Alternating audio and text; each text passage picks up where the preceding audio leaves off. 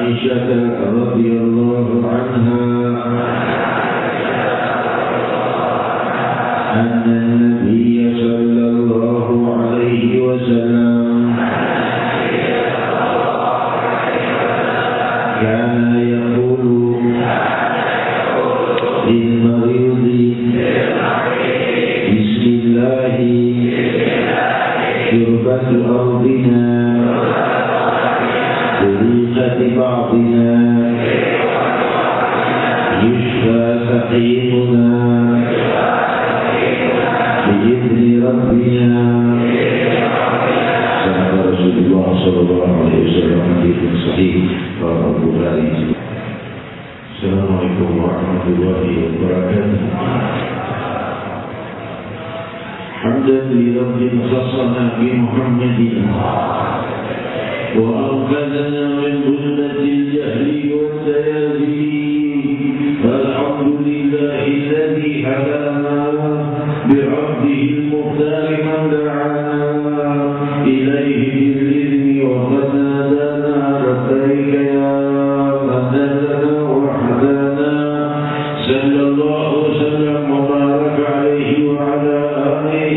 الحمد لله الذي جمعنا الذي أحضرنا الذي قد خصنا بمحمد صلى الله وسلم وبارك عليه وعلى آله لطعن وجيه حضرة الله مع جمال بني مع menguasai kehidupan, maha menenangkan permukaan bumi dengan pengaturan yang sempurna, maha menjadikan setiap kejadian mengandung hikmah-hikmah yang luhur dari kesempurnaan kelembutan Allah Subhanahu wa ta'ala. Maka Allah Subhanahu wa ta'ala jika telah berfirman, ma yaf'alu bi'adabikum in syakartum wa amantum wa kana Allahu syakiran 'alima. Dialah Allah akan menurunkan musibah kepada kalian jika kalian bersyukur dan jika kalian beriman. Wa kana Allah syakiran 'alima. Allah itu maha berterima kasih kepada hamba-hambanya dan maha mengetahui hamba-hambanya yang bersyukur. Hadirin hadirat, kalimat ini menafikan musibah yang turun jika jiwa yang bersyukur timbul dan makmur di suatu wilayah. Namun ketika manusia di dalam ghaflah berbeda dengan umat as-sabiqah, dengan umat yang terdahulu, karena umat yang terdahulu jika mereka kufur dan dosa maka Allah murka dan melimpahkan azab.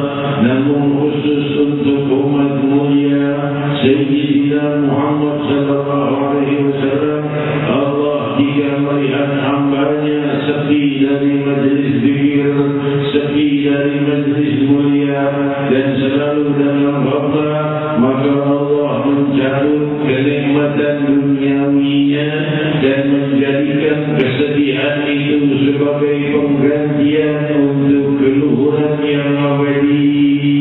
Hadirin hadirat, walaupun apa yang kau dengar dari penyampaian di media, jangan sampai mengguncang jiwamu. Bagaimana dengan kelembutan Allah? Sungguh kelembutannya melebihi segenap kelembutan. Perbuatannya sangat indah dan tidak sampai alam pemikiran kita mencapainya.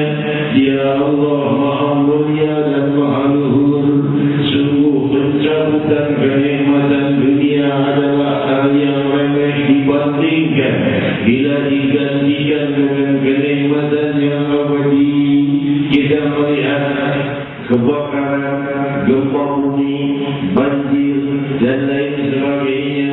Itu bukan hal yang membuat suatu kerusakan ataupun kehancuran atau ketidakdamaian di muka bumi. Itu Sang Maha Pemelihara sedang membenahi dosa-dosa hamba-Nya, sedang melimpahkan kelembutannya dan mengikis dosa mereka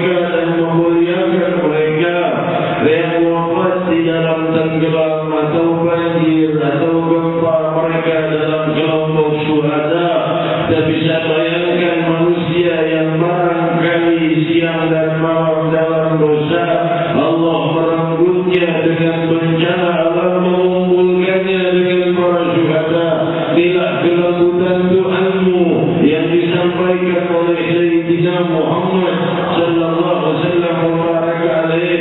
Salah satu orang yang tergolong kepada kelompok syuhada yaumil qiyamah adalah mereka yang wafat terkena reruntuhan, atau orang yang wafat terbakar, atau orang yang wafat tenggelam. Demikian mereka dimuliakan Allah karena terbunuh oleh alam, karena wafat oleh sebab alam, maka mereka digolongkan pada syuhada.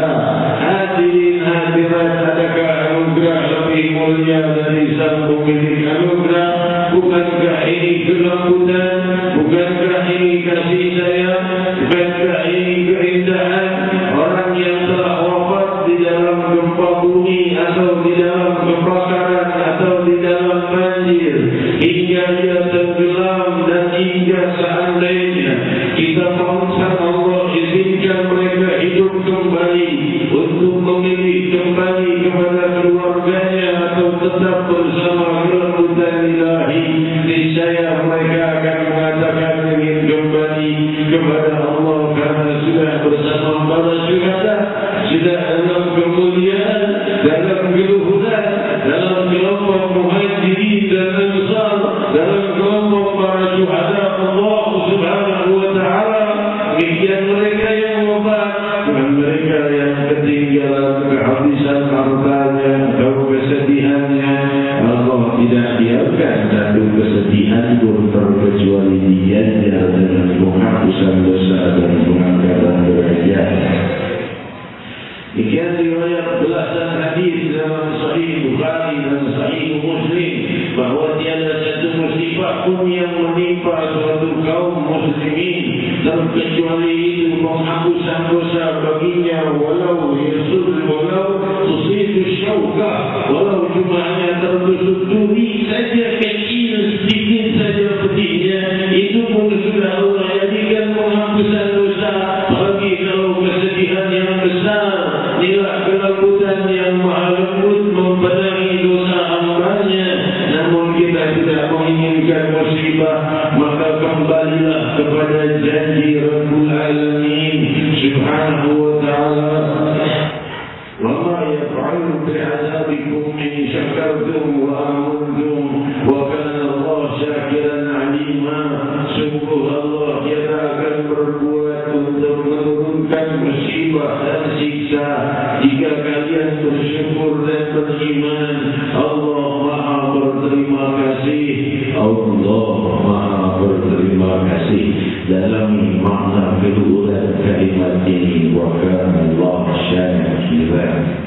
syakiran, berterima kasih atas takwa bagi siang dan malam kau limpahkan kenikmatan pada kami. Kami tidak pernah berjasa padamu, wahai Allah. Berterima kasih atas apa, wahai Allah. Syakiran, maha berterima kasih. Terima kasih atas apa? Kita tidak pernah memberi manfaat pada Allah subhanahu wa ta'ala. Ya ibadi, law annakum lan tablughu naf'i fatanfa'uni. Wahai hamba-hambaku seluruh kalian, jin manusia, mulai yang awal hingga akhir, jika berbuat kebaikan sebaik-baiknya tidak akan bisa bawa manfaat padaku. Wa lan tablughu dhurri fatadurruni, dan tidak akan pernah bisa kejahatan kalian mengecohku dan membuatku rugi. Hadirin hadirat yang dimuliakan Allah, demikian Allah subhanahu wa ta'ala berfirman di dalam hadis qudsi riwayat Sahih Muslim, ya ibadi law anna awwalakum wa akhirakum wa insakum wa jinnakum ala kanu ala afqa qalbi rajulin wahidin minkum ma zada dhalika min mulki shay'a. Ya ibadi law anna awwalakum wa akhirakum wa insakum wa jinnakum kanu ala afjari qalbi rajulin wahidin minkum ma zada dhalika min mulki shay'a. Wahai hamba-hambaku, jika berkumpul kalian seluruh jin dan manusia yang pertama dan yang terakhir, semuanya baik, bertakwa, beriman, saleh, tidak satu pun berbuat dosa, tidak bertambah dari kerajaanku sedikit pun, kata Allah. Wahai hamba-hambaku, jika kalian semua dalam sifat jahat, buruk, berdosa, membuat keindahan, tidak berkurang dari kerajaanku sedikit pun. Mana kata tadi kami ma'idi hadirin, mana kata tadi kami mulki syai'ah, dari kerajaanku tidak berkurang dan bertambah dengan keburukan kita dan amal baik mereka kita. Maka apa makna kalimat syakiran halimah? Berterima kasih, terima kasih apa wahai Allah. Allah berterima kasih kepada hambanya yang bersyukur, yang ingin dekat kepadanya. Padahal Allah tidak butuh hambanya, tidak butuh dosa pahalanya. Allah tidak rugi dengan dosa hambanya, tidak beruntung dengan pahala hambanya. Namun Allah dengan kelembutannya berfirman, wa kana Allah syakiran halimah. Allah itu maha membalas jasa dan terima kasih, maha berterima kasih kepada hamba yang mau dekat kepadanya, maha berterima kasih, menghargai keinginan dan ibadah sang hamba, maha berterima kasih kepada hamba yang mau dekat padanya. Siapa dia maharaja langit dan bumi, hadirin hadirat yang dimuliakan Allah. Kalau seorang pengemis, ada orang kaya mau dekat dengannya, maka ia berterima kasih banyak. Kamu orang kaya raya, saya pengemis, kamu mau dekat dengan saya, kamu dekat dengan saya, itu penghargaan besar. Itu tentunya demikian. Kalau rakyat barangkali oleh pimpinannya, sang pemimpin datang padanya, ia akan berterima kasih. Lalu apa maknanya Rabbul Alamin berterima kasih kepada hamba pendosa? Dengan demikianlah sang Maha Lembut merendahkan dirinya kepada hambanya, agar hamba memahami kelembutannya, agar mereka mau memahami kasih sayangnya, agar mereka mau kembali bersyukur kepadanya, dan Allah membalas syukurnya. Lain syakartum lazidannakum wa lain kafartum inna adzabi lasyadid. Kalau seandainya kita bersyukur, Allah tambah kenikmatannya, makin syukur makin tambah kenikmatan, makin kita lupa maka akan datang musibah. Hadirin hadirat yang dimuliakan Allah, dan saudara-saudara kita yang terkena musibah itu, secara lahiriahnya mereka rugi dan sedih, tapi hakikat mereka dalam kemuliaan, dalam anugerah besar yang mesti direnungkan. Yang dilupakan sebagian besar muslimin adalah melihat mereka yang terkena musibah risau tanpa peduli justru musibah yang paling besar adalah dosa. Musibah yang paling besar adalah kemurkaan Allah. Barangkali ada di antara kenikmatan orang-orang yang dalam kenikmatan, yang sana dalam kesedihan sedang dikasih sayangi Allah dan tidak perlu dibantu. Namun kita juga perlu berfikir bahawa limpahan kegelapan dosa itu adalah musibah terbesar karena membawa kehinaan yang abadi. Hadirin hadirat yang dimuliakan Allah, ini musibah lebih besar daripada bencana alam, dari kiamat. Karena kiamat seserah berapa saat selesai, tapi musibah kemurkaan Allah abadi. Hadirin hadirat yang dimuliakan Allah, jeritan abadi, rintihan abadi, kehinaan abadi, kepedihan abadi, kesakitan abadi. Maka ini tidak disebut musibah, maka muslimin tidak merenungkannya, maka muslimin menganggap musibah sana sini, padahal dirinya dalam musibah besar, terancam kepada jurang kehinaan yang kekal. Hadirin hadirat yang dimuliakan Allah, maka oleh sebab itulah kita kembali dengan kehadiran kita di majlis ini, kita bertafakur musibah di sana, musibah di sini. Kita doakan mereka yang wafat semoga dikumpulkan bersama para syuhada, dan mereka yang kehilangan hartanya semoga diganti dengan pengampunan dan kemakmuran dunia dan akhirat. Hadirin hadirat yang dimuliakan Allah, Allah Subhanahu wa taala berfirman dalam hadis qudsi, ana 'inda dhanni 'abdi bi falyadhun bi ma syaa hari dan lainnya. Aku bersama prasangka hamba-Ku, maka silakan hamba-Ku bersangka kepadaku. Bagaimana sangkamu terhadap Allah? Kalau sangkamu seandainya Allah itu tidak mau memaafkan dosa, maka bisa jadi seperti itu.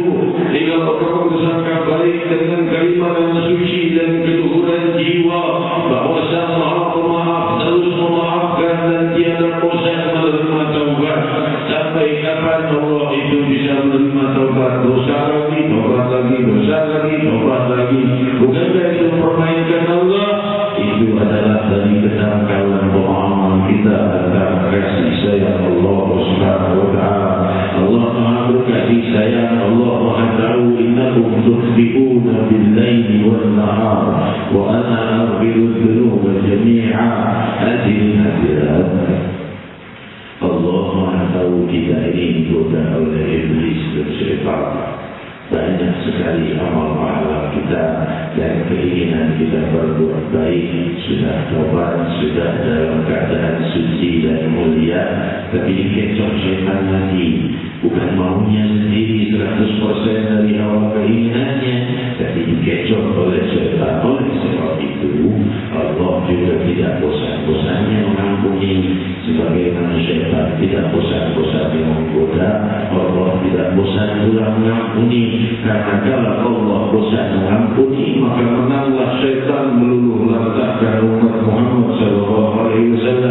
Maka karena syaitan tidak berhenti menggoda, lihat hambanya sudah taubat malah tambah ingin digoda lagi, maka Allah sediakan pengampunan lagi, goda lagi, kecoh lagi hambamu, ya taubat lagi, ku ampuni lagi. Ayo syaitan, sampai kemana perbuatanmu? Hadirin hadirat yang dimuliakan Allah. Oleh sebab itu Rabbul Alamin yang Maha Lembut tiada akan berhenti melimpahkan kemuliaan Allah bagi hamba-hambanya. Hadirin hadirat yang dimuliakan Allah, sampailah kita pada hadis mulia ini di mana Rasul sallallahu alaihi wasallam menunjukkan kemuliaan pada semua yang ada di alam semesta ini mengandung keberkahan. Tanah, bumi, air liur. Rasul sallallahu alaihi wasallam mengobati orang sakit dengan menaruhkan ibu jarinya di lidahnya, seraya berdoa Bismillahirrahmanirrahim. Beri khadra'ina yashfi mariduna bi'idni Rabbina. Lantas meninggalkan ibu jarinya di lidahnya, lantas menyentuhkannya ke bumi, lalu mengusapkannya pada yang sakit. Hadirin hadirat, Hujjatul Islam wa Barakatul Anam Imam Nawawi ila rahmatullahi bi syarah Sahih Bukhari mensyarahkan makna bahwa tanah itu mempunyai kemuliaan penyembuh. Karena kenapa sang Nabi menyentuhkannya ke tanah? Karena asal muasal manusia dari tanah, dan juga disentuhkan pula pada air liur. Ada apa dengan air liur? Air liur yang sudah dilewati doa dan zikir itu mulia dan bisa membawa keberkahan, karena ucapan beliau diri khasbatina batina dengan air liur sebagian dari kami, lalu ditempelkan ke bumi, lalu diusapkan. Itu untuk menyembuhkan. Makna dari hadis ini kita sampaikan adalah semua yang ada di alam ini jika disentuh dengan kemuliaan mengandung keberkahan dan kemuliaan. Demikian pula Al-Imam An-Nawawi Hujjatul Islam wa Barakatul Anam menjelaskan di dalam Syarah Nawawi al-Sahih Muslim bahwa bertabarruk dan mengambil barakah dari bekas sentuhan para salihin adalah hal yang mustahab, dan ini adalah salah satu dalilnya. Jadi hadirin hadirat, ketika air minta didoakan tidak mesti harus pada salihin. Semua muslim juga bisa mendoakan air. Doakan untuk sahabatmu yang sakit, sahabatmu yang sedang kena musibah, doakan air dengan surat Al-Fatihah. Boleh tidak? Boleh, siapa pun boleh. Tidak harus para salihin, tidak harus para ulama. Tapi kalau para ulama, para salihin, akan afdal tentunya. Hadirin hadirat yang dimuliakan Allah. Hal seperti ini adalah hal yang mulia dan terbukti dalam ilmu pengetahuan. Dunia sering kita dengar bagaimana Profesor Masaru Emoto yang ketika meneliti air itu berubah kalau menurut emosi manusia yang di dekatnya. Kalau dilihat dengan mikroskop skala tertentu, air yang dekat dengan orang yang sedang marah atau mencaci maki, maka air itu berubah wujudnya menjadi buruk jika dilihat pada skala tertentu di mikroskop. Jadi sebaliknya jika orang yang sedang senang, gembira, tenang dan damai, maka air yang dekat dengannya itu akan berubah wujudnya menjadi lebih indah jika dilihat dengan mikroskop dengan skala tertentu.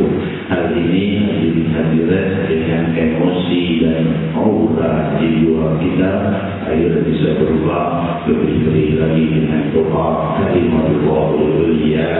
Hadirin hadirat yang dimuliakan Allah, demikian indahnya sunnah Nabi kita Muhammad SAW dan kelembutan Allah Subhanahu wa taala itu mencapai seluruh makhluknya, bukan hanya manusia, tapi seluruh makhluknya diperhatikan dan dilihat oleh Allah Subhanahu wa taala. Diriwayatkan dalam Sahih Bukhari ketika salah seorang nabi diceritakan oleh Nabi Muhammad SAW, salah seorang nabi dari Bani Israel, jika ia sedang duduk di bawah sebuah pohon, maka ia digigit seekor semut. Seekor semut menggigitnya, menyakitinya. Nabi itu bangun dari tempat duduknya, dia memerintahkan rakyatnya untuk membongkar sarang semut itu dan membakarnya. Karena perbuatannya benar secara syariah. Kenapa benar? Karena semua hewan yang mengganggu manusia halal dibunuh. Namun kita lihat bagaimana teguran Allah kepada sang Nabi. Pesan Nabi itu, ini bukan Nabi Muhammad SAW, Nabi yang diceritakan oleh Nabi Muhammad SAW, seorang Nabi sebelum beliau. Maka Allah mengirim Jibril dan menegur daripada Nabi itu, seraya berkata, "Fa'ala namlatun wahidah." Bukankah cuma seekor semut yang berbuat? Kenapa dibakar semua?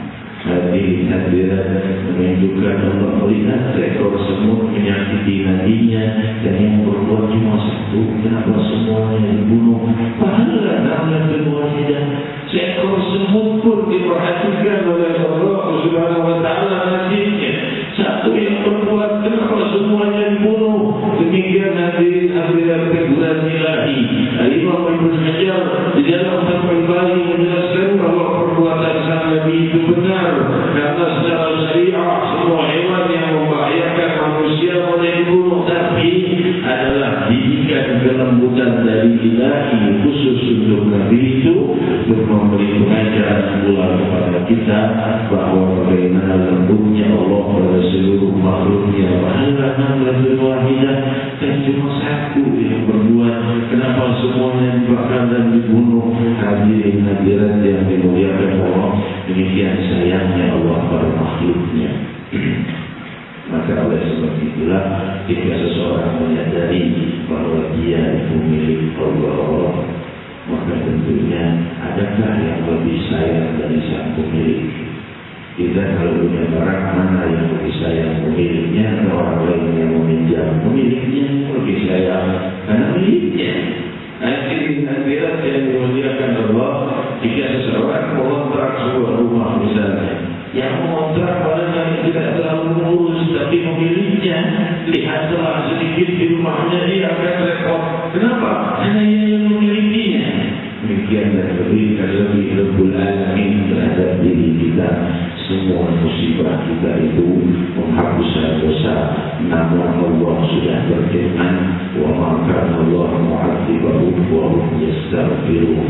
Allah tidak akan menurunkan musibah selama mereka banyak minta pengampunan dosa. Ini untuk kita.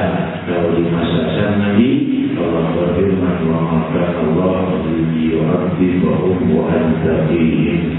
Allah tidak akan menurunkan siksa kepada mereka selama kau berada di antara mereka, wahai Muhammad sallallahu alaihi wasallam, kaum musyrikin kufar Quraisy membantai Nabi, penjahat yang merusak dan menyiksa Nabi sejahat apapun, selama engkau wahai Muhammad masih di antara mereka, maka Allah ya'adzibahum wa azabihim. Tidak ada siksaan bagi mereka selama engkau di antara mereka ya Muhammad sallallahu alaihi wasallam, rahmatan lil alamin. Demikian pula jika cinta sang Nabi ada di dalam jiwa kita, jauh musibah dari kita, maka makmurkan majlis zikir dan majlis taklim, maka jauhlah musibah dari kita insyaallah. Bukan hanya mustahil kalau Jakarta terus dipenuhi dosa dan kesalahan, musibah datang ke Jakarta lebih besar dari musibah di tempat lainnya, lebih dahsyat dari tsunami di Aceh, lebih dahsyat dari gempa di Sumatera Barat, lebih dahsyat dari gempa di Jogja. Tidak mustahil, namun barangkali karena banyaknya majelis-majelis zikir dan makmur, maka Allah Subhanahu wa taala menyingkirkan banyak musibah. Sungguh kalau tidak, barangkali sudah Jakarta ini sudah dipendam oleh Allah Subhanahu wa taala, karena Jakarta ini sudah lebih daripada 100 cm di bawah permukaan laut. Karena Jakarta ini sudah landai di bawah laut, sedikit saja tergenang air laut sudah menenggelamkan seluruh Jakarta. Hadirin yang dimuliakan Allah, namun Allah telah berfirman, maka Allah mu'adzibahum wa hum yastaghfirun. Diriwayatkan dalam riwayat yang ketiga bahwa Allah melihat ingin menurunkan satu musibah pada suatu kaum, maka Allah melihat mereka memakmurkan masjid, mereka beristighfar, mereka berzikir, mereka berdoa, fasarrahtu adabi minhum, maka kusingkirkan daripada musibah itu dari mereka dengan dipindahkan ke tempat lain oleh Allah Subhanahu wa taala dan bermunajat kepada Allah Subhanahu wa taala. Semoga Allah Subhanahu wa taala terus membangun jiwa muslimin muslimat yang dengan itu terhindar segala musibah dan dosa.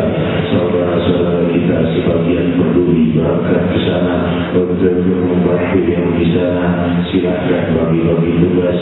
Kita majelis Rasulullah sallallahu alaihi wasallam membenahi jiwa agar musibah itu tidak terulang, karena kalau jiwa tidak dibenahi musibah akan semakin banyak. Hadirin kita bermunajat memanggil nama yang Maha Luhur. Wahai Rabbi, benahi keadaan muslimin muslimat, benahi keadaan muslimin muslimat di bumi Jakarta dan di seluruh wilayah Indonesia dan seluruh wilayah barat dan timur, dan juga kita berdoa semoga Allah Subhanahu wa taala menerangi jiwa kita dengan cahaya keimanan, dengan cahaya keluhuran, dengan cahaya keindahan. Wahai yang Maha Indah, terbitkan keindahan-Mu di dalam sanubari kami, terbitkan keindahan cahaya-Mu di dalam jiwa, hingga kami selalu enggan berbuat maksiat dan selalu semangat berbuat pahala.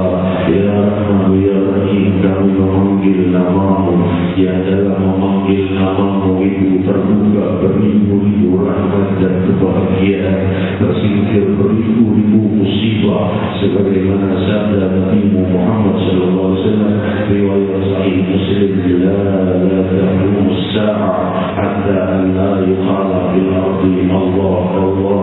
Tiada akan datang hari kiamat selama masih ada di muka bumi yang memanggil nama Allah Allah. Hadirin hadirat, kiamat itu musibah terbesar, jauh lebih dahsyat dari gempa bumi, dari kebakaran, dari banjir, dari uyuh dan lain sebagainya. Namun itu reda dengan bibir dan jiwa yang memanggil nama Allah Allah. Hadirin hadirat, sebuah nama yang maha berwibawa, yang dengan itu redalah segala musibah dan kesulitan dalam diri kita, dalam masyarakat kita, dalam bumi kita. Wa qul jami'an ya Allah ya Allah ya Allah ya Allah ya Allah ya Allah ya Allah ya Allah ya Allah ya Allah ya Allah ya Allah ya